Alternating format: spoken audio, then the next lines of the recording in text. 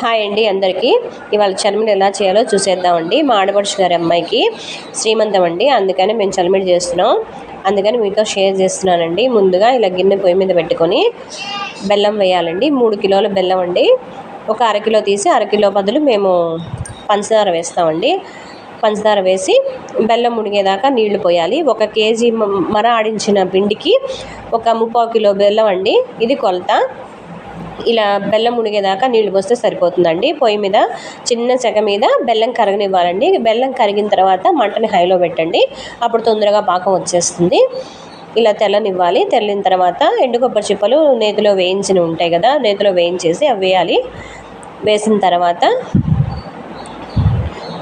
పాకం ఎలా వస్తుందో చూపిస్తానండి. ఇలా గరిట నీళ్ళలో కనుక వేస్తే ఇలా దగ్గరికి రావాలండి. ఇలా ఉండలాగా వచ్చేస్తే పాకం వచ్చేసినట్టే. ఇంకొంచెం గట్టిగా తీసుకునే వాళ్ళు తీసుకోవచ్చు, కానీ ఇదైతే కరెక్ట్గా ఉంటుందండి. ఇప్పుడు గిన్నె దించేసేసుకొని బియ్యం పిండిను మనం మినపసున్ని 2 కూడా మిక్స్ చేసామండి. మేము మినపసున్ని కూడా వేస్తే టేస్ట్ బాగుంటుంది, నడుములకు బలం అని మేము ఇలా చేస్తామండి. ఇలా గరిటతో కాకుండా ఇలా కర్రతో అయితే మనకి ఈజీగా వస్తుందని ఇలా కర్రతో కలుపుతామండి. చలిమిడి రెడీ అయిపోయింది, చూసారా. తర్వాత మా అన్నయ్య గారు ఇక్కడ బూందీ కూడా చేస్తారండి.